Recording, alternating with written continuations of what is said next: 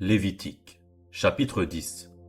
Les fils d'Aaron, Nadab et Abihu, prirent chacun un brasier, y mirent du feu et posèrent du parfum dessus. Ils apportèrent devant l'Éternel du feu étranger, ce qu'il ne leur avait point ordonné. Alors le feu sortit de devant l'Éternel et les consuma. Ils moururent devant l'Éternel. Moïse dit à Aaron: c'est ce que l'Éternel a déclaré lorsqu'il a dit: je serai sanctifié par ceux qui s'approchent de moi, et je serai glorifié en présence de tout le peuple. Aaron garda le silence.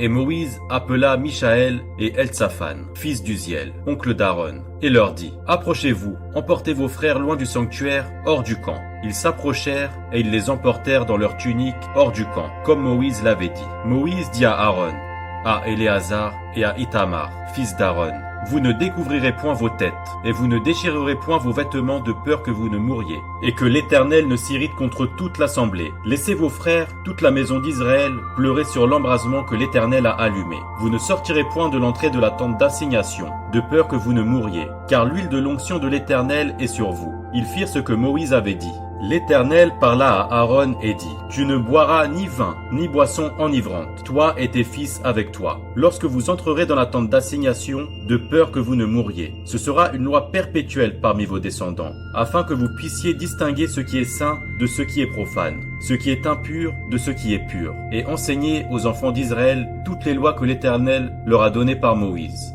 Moïse dit à Aaron, à Éléazar et à Ithamar, les deux fils qui restaient à Aaron: prenez ce qui reste de l'offrande parmi les sacrifices consumés par le feu devant l'Éternel, et mangez-le sans levain près de l'autel, car c'est une chose très sainte. Vous le mangerez dans un lieu saint. C'est ton droit et le droit de tes fils sur les offrandes consumées par le feu devant l'Éternel, car c'est là ce qui m'a été ordonné. Vous mangerez aussi dans un lieu pur, toi, tes fils et tes filles avec toi. La poitrine qu'on a agitée de côté et d'autre, et l'épaule qui a été présentée par élévation, car elles vous sont données comme ton droit et le droit de tes fils dans les sacrifices d'action de grâce des enfants d'Israël. Ils apporteront avec les graisses destinées à être consumées par le feu, l'épaule que l'on présente par élévation et la poitrine que l'on agite de côté et d'autre devant l'Éternel. Elles seront pour toi et pour tes fils avec toi, par une loi perpétuelle, comme l'Éternel l'a ordonné. Moïse chercha le bouc expiatoire, et voici, il avait été brûlé. Alors il s'irrita contre Éléazar et Ithamar, les fils qui restaient à Aaron, et il dit: pourquoi n'avez-vous pas mangé la victime expiatoire dans le lieu saint?